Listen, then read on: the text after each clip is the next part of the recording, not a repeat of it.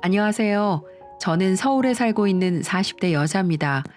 전 얼마 전 시어머니와 남편에게 시원하게 복수를 하고 화려한 돌싱이 되었어요. 전 남편과 그 파렴치한 엄마를 떠올리기만 해도 너무나 더럽고 역겹지만 너무나 속 시원하게 복수했던 나머지 저만 알고 있기 아까워서 제 이야기를 여러분들께도 공유합니다. 저는 평범한 집안에서 외동딸로 자랐습니다.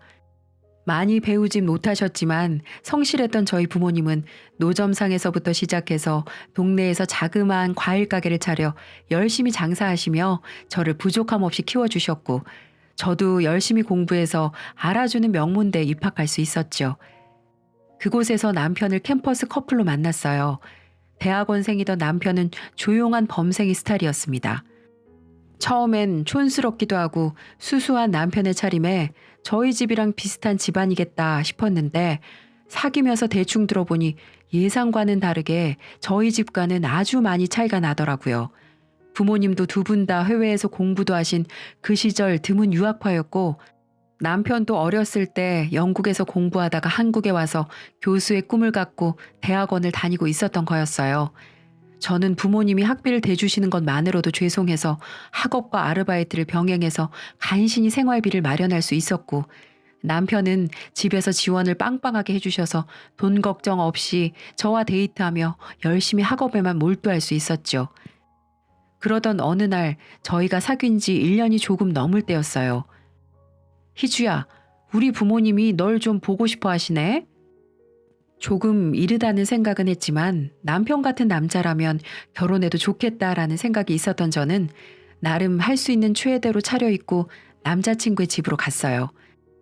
역시 생각대로 남편의 집은 으리으리하더라고요. 그 당시 제일 고급이었던 아파트의 제일 넓은 평수였고, 안에 있는 가구와 장식품들도 한눈에 보기에도 비싼 것들이었죠. 저희 집에 10배가 넘는 거실에 앉아 애써 태어난 척 속으로는 감탄하며 이리저리 둘러보고 있는데, 어머니가 방에서 나오시더라고요. 집에서나 밖에서나 편한 몸빼바지 입고 다니시는 엄마에 비해 남편의 어머니는 집에서도 고급지게 옷을 차려입고 머리도 세팅되어 있었어요. 그 기세에 눌렸던 저는 잠시 얼어있다가 이내 정신을 차리고 인사를 드렸죠. 안녕하세요, 어머님. 이희주라고 합니다.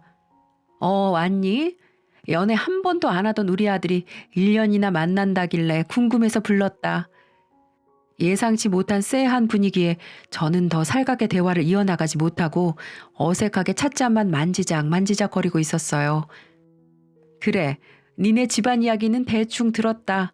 너도 오늘 봐서 알겠지? 우리 집안이랑은 좀 수준이 안 맞을 것 같구나. 몇 개월 못 만날 줄 알았는데 벌써 1년이나 됐다길래 일부러 보자고 불렀어. 우리 성민이는 너랑 진지하게 만나는 거라고 하던데 눈치껏 네가 먼저 정리해줬으면 좋겠구나. 우리 아들은 지금 미리 약속된 선자리만 10개가 넘어. 교수 임용되고 나면 일반 직장인은 쳐다도 안 볼 테고. 내 말 이해했니? 네, 어머니. 너무 당황스러웠지만 저는 그 당시 기운에 눌려 아무 말도 못했고, 남편이 사온 과일도 먹는 둥 마는 둥 하고 서둘러 집으로 돌아갔어요. 며칠을 끙끙 앓다가 남편한테 이 사실을 말하며 헤어져야 할 것 같다고 했더니 노발대발 하더라고요. 평소 부모님께 한 번도 거역해 본 적 없던 남편은 처음으로 집안을 쑥대밭으로 만들었고, 급기야 짐을 싸서 집을 나오기까지 하더니 결국 어머님도 울며 겨자 먹기로 저희들의 만남을 허락하셨어요.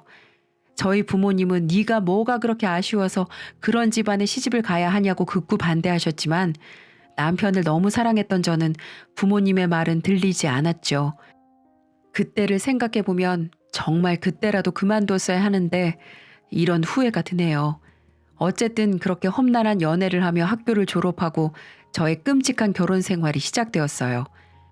시댁과 가까운 곳에 신혼살림을 차리고 남편을 착실히 내조하며 아들 하나 놓고 남편도 자리 잡고 난 뒤엔 저도 일하고 싶다고 남편을 졸라 작지만 회사에 취직해 경제활동을 시작했죠. 늘 집에 틀어박혀 애만 키우다가 사람들도 만나고 경제활동도 하니까 좀 숨통이 트이더라고요.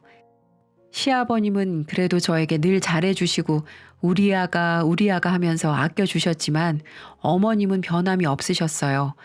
가까운 곳에 사시던 어머님은 툭 하면 집에 오셔서 하는 얘기가 저희 집안과 제 출신을 무시하는 얘기였죠. 예, 넌 참 좋겠다. 과일 가게 집딸에서 이렇게 교수 와이프로 신분 상승하게 될 줄 누가 알았겠니? 예, 네 친구들도 너 엄청 부러워하지. 그치? 그러게 어머님, 늘 감사할 뿐이죠.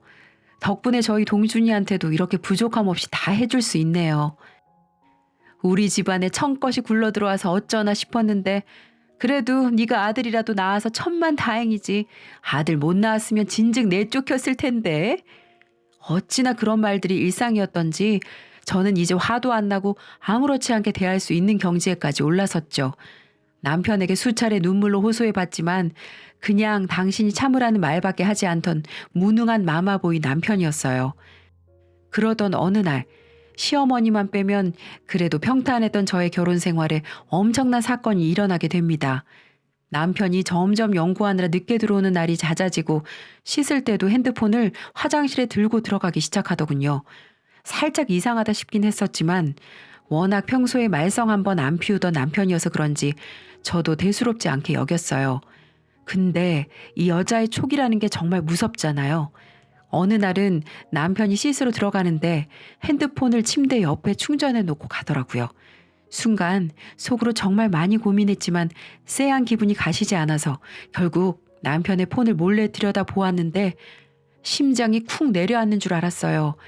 메신저에는 남편의 학생으로 추정되는 어린 여자와 나눈 다정한 대화 내용이 있었어요. 처음에는 평범한 학생과 교수의 대화였는데 정확히 남편이 늦게 들어오기 시작한 때부터 그 내용이 눈 뜨고는 못 볼 내용으로 변하더라고요. 이런 감정은 40평생 처음 느껴본다는 둥, 너밖에 없다는 둥, 아주 저한테는 한 번도 안 쓰던 하트까지 붙여가면서 둘이 좋아 죽는 메시지 내용들을 보며 피가 머리끝까지 솟구치는 기분이었죠. 뒷목이 뻣뻣해지고 손발이 부들부들 떨렸지만 남편의 핸드폰을 들고 욕실로 쳐들어가서 핸드폰을 집어던지며 소리 질렀어요. 당신 미쳤어? 지금 뭐 하자는 거야? 개고생해가면서 애 키워줬더니 학생이랑 바람이 나? 지금 제정신이야? 어떻게 나한테 이럴 수가 있어? 이 쓰레기 같은 인간아. 머리에 비누 거품이 잔뜩 묻은 남편은 눈도 제대로 못 뜨고 어버버거리다가 무릎을 꿇고 애원하기 시작했어요. 여보, 진짜 미안해. 걔가 먼저 들이대길래 그냥 잠깐 가지고 논 것뿐이야. 진짜 믿어줘. 그런 사이 아니야. 여보, 바로 정리할게. 내가 참시 미쳤었나 봐. 옷도 안 걸치고 물이 뚝뚝 떨어지는 상태로 무릎까지 꿇으며 비굴하게 매달리는 남편을 뒤로 하고 저는 아들을 데리고 부랴부랴 짐을 챙겨서 친정으로 향했어요. 아무것도 모르는 아들은 그저 엄마가 울고 있으니 주눅이 들어서 울상으로 절 따라오기만 할 뿐이었죠. 미친놈, 내가 그동안 지 애미한테 얼마나 수모를 당해왔는지 뻔히 알면서 나한테 그 은혜를 이딴 식으로 갚아? 가만 안 둬. 아들과 함께 불쑥 친정으로 쳐들어와 놀란 부모님께 아이를 잠시 맡기고 방에 들어와 한참을 엉엉 울다가 남편에게 전화를 걸었어요. 여보세요? 난데 우리 이혼해. 내일 서류 보낼게. 희주야, 무슨 소리야. 이혼이라니. 우리 동준이는 어쩌고. 안 돼. 내가 잘할게. 야, 그딴 말 같지도 않은 소리 집어치우고 니네 학교에 다 까발리기 전에 도장이나 찍어. 씩씩대며 전화를 끊고 거실로 나가니까 부모님께서 잔뜩 걱정 어린 얼굴로 절 쳐다보시며 무슨 일인지 물었고 저는 사실대로 말했어요. 그랬더니 아빠가 노발대발하시며 그 집안을 뒤집어 놓겠다며 당장 가자고 제 팔을 이끄시는 겁니다. 엄마가 아빠를 붙들어 말리며 그래도 함께한 세월이 있는데 당분간 여기서 지내며 차분히 생각을 해보자고 하시더라고요. 저도 겨우 진정하고 일주일 정도 친정에 틀어박혀 아무것도 안 하고 폐인처럼 지내고 있었어요. 그러던 와중 어느 날 밤 전화가 왔어요. 여보세요? 여보세요? 나다. 아범한테 이야기 다 들었다. 지금 집 앞 카페로 잠깐 나올 수 있겠니? 그 전화는 바로 제 시어머니였어요. 집 앞에서 기다리고 있다길래 또 이번에는 어떤 막말을 들을까. 이번엔 기필코 가만히 있지 않으리라 마음속으로 굳게 다짐하며 카페로 갔죠. 그런데 웬걸? 그 악마 같던 여자가 이번엔 좀 태도가 달라졌더군요. 희주, 네가 마음고생 심했겠구나. 많이 놀랐지? 내가 대신 사과하마. 처음으로 들어보는 다정한 말투와 애잔히 바라보는 눈빛에 온몸에 소름이 돋더라고요. 만나자마자 생전 안 들어주던 제 편을 들어주시길래 무슨 의중일까 파악하기도 전에 시어머니는 저를 붙들고 마구 이야기를 늘어놓기 시작했어요. 어휴, 더러운 쌍놈의 자식. 그런 자식을 내가 아들이라고 10달을 배 아파가며 낳아줬다니. 정말 미안하다 아가. 지 새끼 낳아준 아내한테 그러면 천벌 받는 법인데. 어머님, 내가 그 얘기 듣고 처음으로 아들 자식 뺨을 다 때렸지 뭐니. 성민이 자식 충격받아서 나가는 걸 남편이 붙잡으려 하길래 그냥 냅두라고 했다. 예상치 못한 전개에 아무 말도 못하고 꿀먹은 벙어리처럼 앉아 있었더니 어머니가 그러시더군요. 그래도 아가, 부부의 연이라는 게 그렇게 쉽게 맺고 끊는 게 아니잖니. 동준이라도 없었으면 모를까. 우리 예쁜 손줄 봐서라도 성민이한테 한 번만 기회를 주는 게 어떨까 싶다. 네 마음 누구보다 잘 알지만 앞으로 이 험난한 세상에서 아빠도 없이 어떻게 키우겠니? 어머님, 솔직히 저 어머님 때문에도 그동안 엄청 힘들었거든요. 저 그냥 이혼할 거예요. 동준이는 제가 알아서 잘 키울 테니까 걱정 마시고요. 저는 이미 마음의 결정을 내렸기 때문에 단호하게 이혼하겠다고 말씀드렸어요. 그랬더니 어머니가 그러시더군요. 난 우리 아들 믿는다. 만약 한 번만 더 그런다면 위자료로 1억 줄게. 물론 공증도 당연히 받고. 우리 아들이 잠깐 실수한 거야. 내가 이렇게 부탁하마. 한 번만 기회를 주렴. 참, 그리고 저번에 들었는데 사돈댁 집에 물 샌다면서. 집이 오래돼서 원. 이제 곧 겨울인데 싹수리하고 낡은 가전도 좀 바꿔드리려무나. 네 통장으로 1,000만 원 보내마. 그깟 1,000만 원? 안 받아도 그만이었지만 그래도 그동안 저 키워주시느라 고생하신 부모님 생각하니 시댁 눈치 안 보고 뭐라도 해드리고 싶기도 하고, 어머니가 한 말 중에 아이 아빠 없이 어떻게 이 험난한 세상에서 키울 거냐는 말이 맴돌더군요. 또 저희 친정엄마도 이혼만큼은 다시 생각해보라고 계속 저를 설득하셨고요. 결국 한 달이라는 시간 뒤에 저는 다시 집으로 돌아가게 되었어요. 남편은 그런 저에게 자기에게 기회를 줘서 고맙다고 눈물을 흘리며 안아주더군요. 저는 속으로 콧방귀를 끼며 생각했죠. 이건 당신을 용서해서가 아니라 오직 우리 아이만을 위해서 내린 결정이라고요. 아이가 학교에 들어가기 시작하면서 저도 정신없이 학부모 노릇을 하며 어느덧 그때 아픔도 서서히 옅어지기 시작했어요. 남편도 그때 이후로 아주 납작 엎드려서 제 비위를 잘 맞춰주고 있었지만 그래도 예전처럼 사랑하는 마음은 사라진 지 오래였어요. 아무리 산으로 들러 놀러 다녀도 쇼핑을 해도 맛있는 걸 먹어도 즐겁지 않았고 아들 크는 거 보는 게 저의 유일한 낙이었으니까요. 그동안 시어머니에게 받았던 고통과 남편의 일이 제 마음속에서 터져 마음의 병이 생긴 느낌이었죠. 시어머니는 한동안 저희 집에도 안 오시더니 재벌은 남 못 준다고 조금씩 다시 제 심기를 건드리기 시작하더라고요. 그 당시에는 응당 남편이 잘못한 거고 저를 설득해야 하니 아무 말 못하고 돈까지 주셨던 거겠지만 시간이 지나고 보니 제가 얼마나 얄미웠겠어요. 팔은 안으로 굽는다고 아들이 저한테 설설 기는 꼴을 보는 게 지독히도 싫으셨는지 점점 예전처럼 막말을 하기 시작하셨어요. 아무리 그래도 너 성민이한테 너무 심한 거 아니니? 그깟 바람 한번 눈 감아준 게 무슨 대수라고 아직도 그러고 있는 거야? 네가 받아먹은 것도 있는데 입 싹 닫고 그러면 안 되지 않겠니? 그깟 바람 한 번이요? 그럼 어머님도 아버님이 바람 피면 눈 하나 깜빡 안 하시겠어요? 그깟 바람 한 번인데, 그쵸? 뭐야? 아우 참네. 이제는 저도 고분고분하지 않고 맞받아치니까 어머님도 당황해서 말문이 막히시는 것 같더라고요. 그래도 계속 비아냥대시는 건 멈추지 않으셨어요. 얘, 너 자기 관리 안 하고 있는 거니? 여자가 말이야. 늘 날씬한 몸을 유지해도 눈이 돌아가는 게 남자인데 그렇게 푹 퍼져 있으니까 성민이가 어리고 싱싱한 애한테 눈길을 돌리지. 돈이 없는 것도 아니고 신경 좀 써라. 이것 보세요, 어머님. 자기 관리 안 하는 제가 문제 있는 게 아니고 아랫돌이 간수 못하는 어머니 아드님이 문제라는 생각은 안 드세요? 교양 있는 분이라고 생각했는데 교양만 있고 상식은 없으신가 봐요. 뭐라고? 이 기집애가 너 말 다 했어? 시애미한테 그게 무슨 말버릇이야 너? 네, 말 다 했고요. 사람 화병나게 하지 마시고 이제 그만 가주실래요?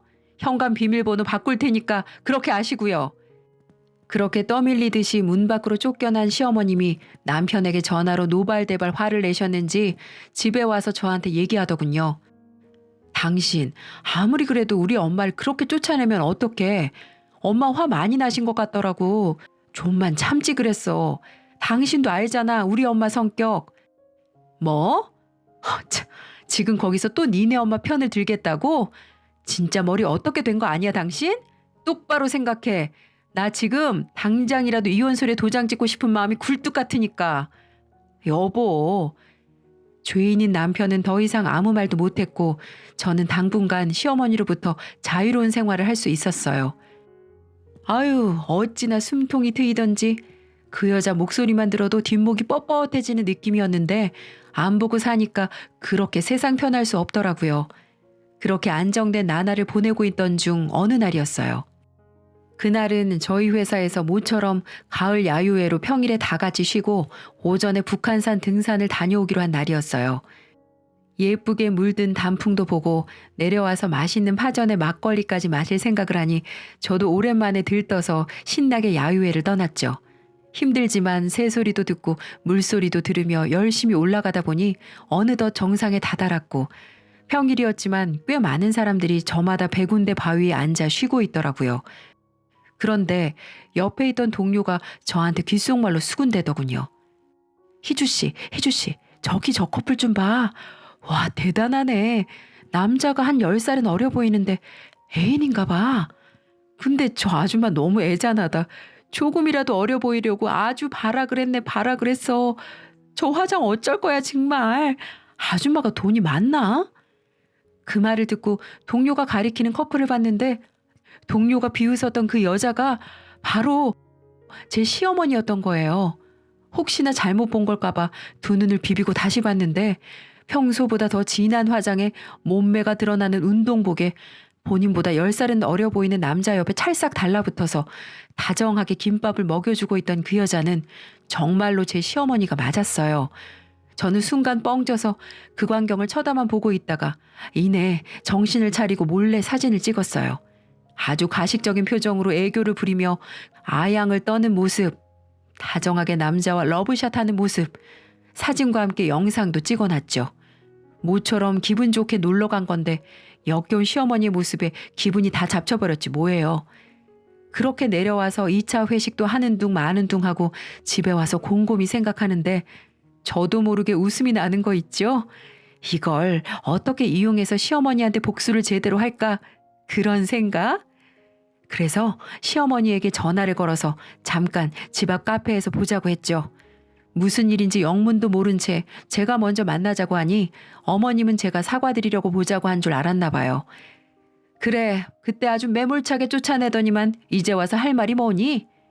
아주 기세등등하고 뻔뻔하게 저를 쳐다보는 시어머니한테 이제 복수를 시작할 시간이었어요. 어머님, 저번에 제 남편이 바람 폈을 때 그때 이 카페에서 저한테 뭐라고 하셨는지 기억나세요? 뭐? 지금 갑자기 그 얘기를 왜 해? 난 기억 안 난다. 너 나한테 사죄하려고 불러낸 거 아니었니? 아, 그때 저희 남편 보고 더러운 쌍놈의 자식이라고 하셨죠? 어머니, 그럼 어머님도 쌍놈의 자식이었네요? 뭐야? 너 지금 그게 무슨 말이야?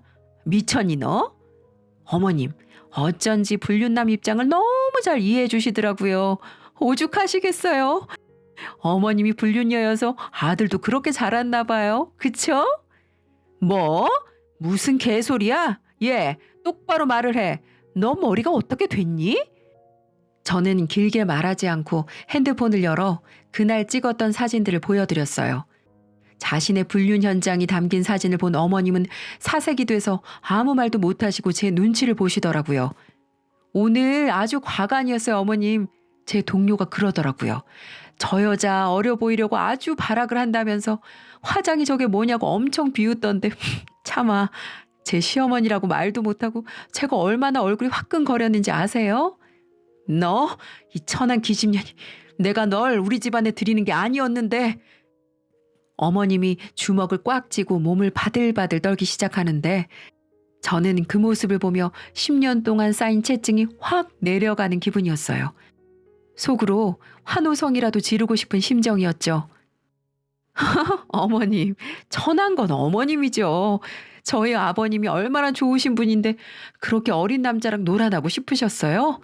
이제 보니 천한 건 저희 집이 아니라 어머님 집안이었네요. 적어도 저희 부모님은 그런 몰상식한 짐승 같은 짓거리는 안 하시거든요. 속사포처럼 쏟아내고 깔깔거리는 제 모습을 보고 어머님은 분노를 참지 못하는 표정이었어요. 아, 여러분이 그 얼굴을 보셨어야 하는데 저만 봐서 너무 아깝네요. 그러더니 이내 얼굴을 가다듬고 저에게 말씀하시더군요. 그래, 나도 내가 잘못한 거 안다. 그러면 안 되는 거였는데 잠깐 스쳐 지나가는 사이였을 뿐이야. 맹세코 내 인생에서 딱 한 번이었어. 5천 정도 될 거다. 그거 받고 성민이랑 남편한테 비밀로 해줘. 이렇게 부탁할게. 역시 있는 집에서 자라서 그런지 뭐든 돈으로 해결하려는 모습이 참 애잔하기도 하고 웃기더라고요. 입막은 비용으로 5천만 원이나 쓰시다니. 그리고 전 뒤도 안 돌아보고 집으로 왔어요. 어찌나 속이 시원하고 통쾌하던지 춤이라도 추고 싶더라고요. 밤새 너무 신이 나서 잠도 잘 못 들고 있었는데 사정도 모르는 남편이 오늘 무슨 일 있었냐며 당신 기분 좋아 보인다고 하더군요. 자기 엄마가 어떤 여잔지도 모르고. 다음날 아침이 되자마자 은행 알림 메시지가 떠서 보니까 시어머니가 저에게 진짜로 5천만 원을 보내놓으셨더라고요. 그걸 확인하자마자 저는 복수의 마지막 단계를 실행했어요. 일단 늘 잘해주셨던 아버님에게는 정말 죄송했지만 아버님께 모든 사진과 영상을 전송했어요. 채 10분도 되지 않아 아버님께 전화가 와서 모든 사실을 알렸고요.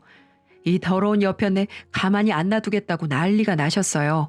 살면서 전 그렇게 화를 내신 모습은 처음이었습니다. 아버님은 그동안 자기가 번 돈으로 사치하는 것도 정말 지긋지긋하셨는데 젊은 놈이랑 놀아나는 데까지 자기 돈을 쓴 거냐면서 당장 이혼하시겠다고 하더군요. 그리고 얼마 안 돼서 어머님한테 미친 듯이 전화가 와서 욕설이 가득한 문자가 오기 시작했고 저는 그것들을 가뿐히 무시해버릴까 하다가 미쳐 날뛰는 꼴이 보고 싶어서 전화를 받았어요. 혹시라도 협박이라도 할까봐 녹음 버튼도 눌렀고요. 야, 너 이 5천만 원 주면 입 닫는다며? 이거 오늘 보니까 완전 사기꾼이었네. 내가 준 돈 내놔, 어서. 어머님, 제가 언제 입 닫아준다고 했어요? 생각해 본다고 했지. 아우 정말 웃기시네. 그리고 어쩌죠? 그 돈 벌써 다른 데 써버렸는데 조금만 더 일찍 전화 주시면 드렸을 텐데. 그리고 이제 저 아줌마 며느리 안 할 거거든요.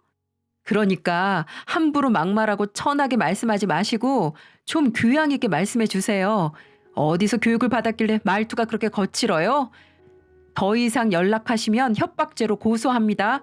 그럼 이만. 야! 이희주! 이런 가차없이 통화를 종료해버리고 한참을 깔깔대며 웃었던 것 같네요. 몇 시간 뒤 온 집안이 초토화되었다는 소식을 들은 남편이 집에 오자마자 저한테 화를 내면서 대체 어머니한테 무슨 짓을 한 거냐고 따져 묻더군요. 당신 같은 여자랑 결혼하는 게 아니었어. 화목했던 우리 집을 파탄내다니. 꼭 그렇게까지 해야만 했던 거야? 어? 무슨 소리야 당신? 당신 가정은 내 알 바 아니고 나는 가정에 헌신한 죄밖에 없는데? 입이 달렸으면 말은 바로 하자고. 그리고 저는 그 역겨운 면상에 이혼 소리를 던지고는 친정으로 와버렸어요. 그리고 남편과 부적절한 관계였던 학생이 그 관계를 통해 부당한 이득을 취했다는 사실을 제가 따로 모아놨던 증거자료와 함께 서류로 꾸며 학교의 남편에도 등기로 보내버렸고요. 소문은 참 빠르더군요. 온 동네에 저희 시어머니와 전 남편의 소문이 퍼지기 시작했더라고요. 기분은 썩 좋지 않았지만 늘 체면 차리던 시어머니가 고개도 못 들고 다닐 걸 생각하니 너무 통쾌했어요. 시아버지는 그러시면서 내 아들과 시어머니는 버리더라도 자신은 버리지 말라고 하시더군요. 나하고 손주 영영 떠나버린다면 자신의 인생을 살 이유가 없다고 하시면서요. 막걸리를 한 잔 마시며 그런 얘기를 하시니까 시아버지가 너무 불쌍하고 두 어깨가 너무 작아 보였어요. 그래서 전 안아드리면서 말씀드렸습니다. 아버님은 제게 영원한 아버님이고 제 아이에게도 하나밖에 없는 할아버지라고요. 그러니 우릴 보고 힘내라고 말씀드렸죠. 그 말씀을 들은 아버님은 한없이 우시더니 손을 잡아주시더라고요. 시모는 남이지만 손주 자기 핏줄이니 연을 끊는다는 건 상상도 하기 싫으셨겠죠. 아버님은 저에게 그동안 편들어주지 못해 너무 미안했고 노년에 손주까지 못 보면 적적하실 것 같다며 감사하게도 아버님 댁 근처에 저와 손자가 살 수 있는 집을 마련해 주셨어요. 시모는 어떻게 됐냐고요? 시모랑 바람을 핀 상간남은 노래교실에서 만난 8살 어린 남자였어요. 그 남자도 어엿한 가정에 있는 가장이더군요. 참 더러웠습니다. 가정에 있는 것들이 어떻게 그런 더러운 짓을 할 수가 있는지. 아무튼 시아버지는 그 상간남에게도 위자료 소송을 걸어 2천만 원을 받으셨어요. 그리고 시어머니는 그 상간남 와이프에게도 역으로 위자료 소송을 당했다고 하더군요. 결국은 시아버지에게 이혼을 당하셨고 거의 빈털터리 신세로 고향으로 가셨어요. 처참한 어머니의 말로를 생각하니 제 10년 묵은 한이 풀리는 듯 했네요. 몸을 함부로 굴린 대가가 나이 60 넘어서 받으려니 얼마나 힘드시겠어요. 분명 이 시어머니는 시아버지에게 들키지 않았을 뿐이지 그동안 수많은 사람들과 바람을 핀 게 분명해 보였어요.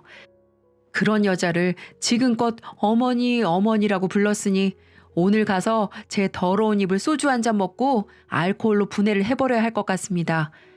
참 웃기지 않으신가요?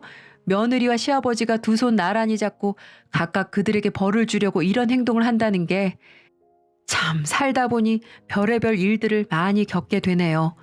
시어머니가 아무것도 없이 쫓겨났다는 소식과 남편이 교수직에서 해임되었다는 소식을 듣고 나니까 그제서야 제가 복수를 성공했다는 게 실감이 나더군요. 그리고 남편하고 바람핀 상간녀 그년에게도 위자료를 받을 수 있었고요.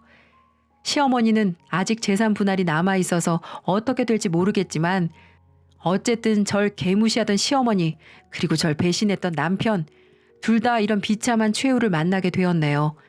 그러게 똑바로 살았으면 이런 일이 일어나지 않았을 텐데 말이죠. 전 이제라도 늦은 자유를 찾아 제 인생에도 아낌없이 투자하며 제 아들과 함께 행복하게 살려고 합니다. 돌이켜보면 참 힘든 시간이었네요. 여러분들 저 많이 응원해 주세요. 저도 여러분들의 삶을 응원해 드리겠습니다. 지금까지 제 긴 사연 들어주셔서 감사합니다.